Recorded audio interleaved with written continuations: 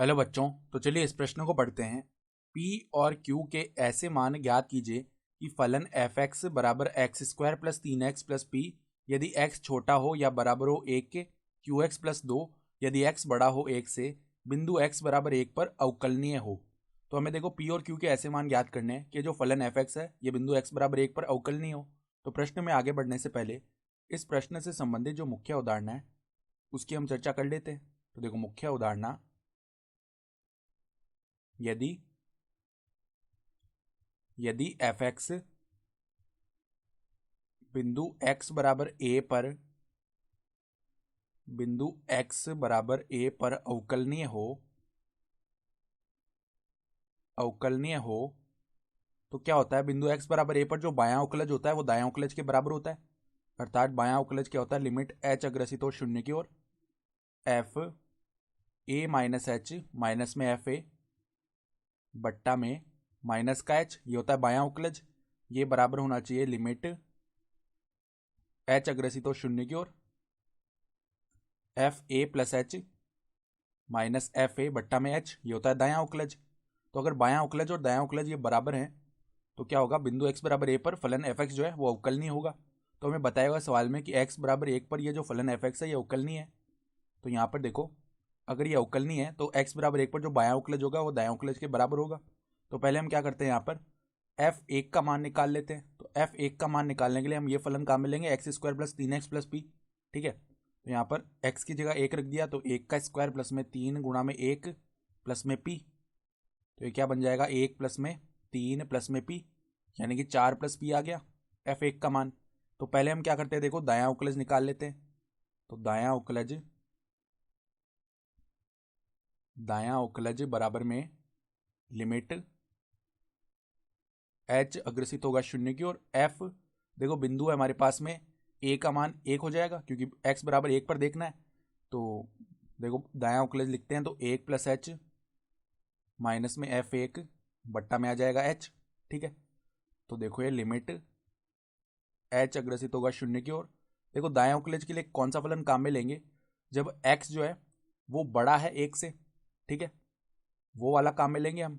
तो Q x plus 2 ये वाला फलन काम में लेना है। तो देखो q गुणा में x की जगह 1 प्लस एच रख दिया और प्लस में 2, माइनस में देखो माइनस में हमारे पास में f1 का मान है 4 प्लस पी, तो 4 प्लस में p। तो यहाँ पर ब्रैकेट खोलेंगे तो 4 माइनस पी बन जाएगा इस प्रकार, और बट्टा में क्या है, बट्टा में है h। तो देखो ये मान क्या बनेगा, लिमिट h अग्रसित होगा शून्य की ओर, तो q प्लस में क्यू एच प्लस में आ जाएगा 2 माइनस 4, यहाँ पर माइनस का 2 बन जाएगा तो -2। ठीक है, और माइनस में p बट्टा में क्या है h के, यानी कि ये क्या बनेगा, लिमिट h अग्रसित होगा शून्य की ओर, q प्लस में क्यू एच, नहीं देखो क्यू एच को अलग कर देते, q माइनस पी -2 बट्टा में h अलग कर दिया। ठीक है, और यहाँ पर प्लस में जो क्यू एच है उसको हमने अलग कर दिया। तो अब देखो जो दायां अवकलज है उसका मान कुछ ना कुछ तो निकल करके आएगा, क्योंकि सवाल में हमें बता रखा है कि x बराबर 1 पर यह अवकलनीय है। लेकिन यहाँ पर जब हम h शून्य की ओर अग्रसित करवाएंगे तो इसका मान नहीं निकल रहा है, क्योंकि बट्टा में 0 बन जाएगा। तो अगर दायां अवकलज अस्तित्व में है तो हम क्या बता सकते हैं यहाँ से कि ये जो q माइनस पी माइनस 2 का जो मान है वो शून्य होगा, तभी तो यहाँ से क्यू एच बट्टा एच का मान h से h विभाजित हो पाएगा। ठीक है, तो यहाँ पर देखो अगर दायां अवकलज का अस्तित्व है तो हम क्या बोल सकते हैं, q माइनस पी माइनस 2 का जो मान है वो शून्य के बराबर आ रहा होगा, तभी क्यू एच बट्टा एच जो है यहाँ से h से h विभाजित हो जाएगा और दायां अवकलज q के बराबर आ जाएगा। ठीक है, तो अगर इसका मान शून्य के बराबर है तो हमारे पास में क्यू एच बट्टा एच से h विभाजित हो गया और दायां अवकलज q के बराबर आ गया। ठीक है, तो ये हमारे पास में, इसको हम समीकरण 1 बोल देते हैं। q माइनस पी माइनस 2 बराबर शून्य आ चुका है। अब देखो जो बायां अवकलज है वो निकाल लेते हैं हम। बायां अवकलज बराबर में देखो लिमिट h अग्रसित होगा शून्य की ओर, f1 माइनस एच माइनस में f1 बट्टा में माइनस का h आ जाएगा। तो देखो बायां अवकलज के लिए हम कौन सा फलन काम में लेंगे, जब x छोटा है 1 से तो x square plus 3x plus P ये वाला फलन काम में लेंगे। तो 1 माइनस एच का स्क्वायर प्लस में 3 गुणा 1 माइनस एच, ठीक है, प्लस में क्या है p, और माइनस में F1 का मान कितना है 4 + p, तो -4 - p हो जाएगा। बट्टा में क्या है माइनस का h, और यहाँ पे देखो सीमा भी लगेगी, तो बराबर में लिमिट h अग्रसित हो रहा है 0 की ओर, ये लिखना पड़ेगा हमें, ठीक है। तो अब देखो जो बायां अवकलज है वो किसके बराबर आएगा, यहाँ पर देखो p से p 0 हो गया, और यहाँ पर हम ये वर्ग खोलते हैं तो बायां अवकलज बराबर में क्या बनेगा हमारे पास, लिमिट h अग्रसित होगा 0 की ओर, और यहाँ पे 1 - h का वर्ग खोलेंगे तो 1 प्लस में h² माइनस में 2h, ठीक है।